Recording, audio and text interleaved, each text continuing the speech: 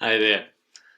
Today we're going to just be having a little look up here at the compare section within Graphext. Okay, nothing to worry about, nice and simple.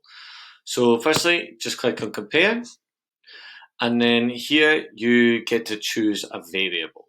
Okay, now obviously to compare you want more than one variable to be looking at, but you can look at just one if you want. Now the variables are, if you go back to here, you'll see these are your variables on the right.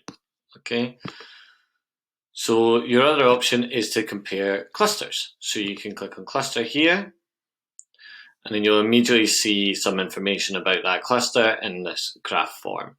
Now you can click here and add in as many different clusters as you like. Now maybe we want to compare cluster 1 with cluster 6 and cluster 3. Okay, there you go. Immediately you can see there's big differences. Very easy to track where the differences are. Okay, now immediately it comes up, Graphext chooses it to show variables that explain the difference to begin with, but you can equally choose similarities. Okay, so if we look there, now right now we've got this in relative mode.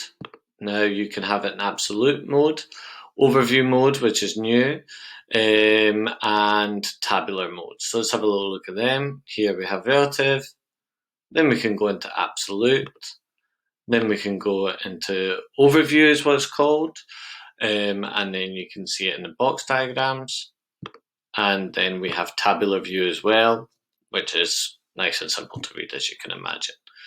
So if we go now, maybe we see something that we're really interested in. Okay, maybe we go, what's really interesting here is cluster 1 is really different from cluster 6 in satisfaction level. So we can take that and we can just have that as an insight, just saving it as an insight there. Or maybe we're not interested in that, we can hide it, and then it will be hidden away. And then you create an insight of the first 5 variables. So these 5, and you can, if there's one of those 5 that you don't want, and you want maybe segmentation instead of number of projects, you can just hide number of projects, segmentation will move up, and then you can create an insight with those 5. Okay, and that's essentially it for compare section. In other videos will be showing you how to look at correlations, trends, details, and insights. Okay, thank you.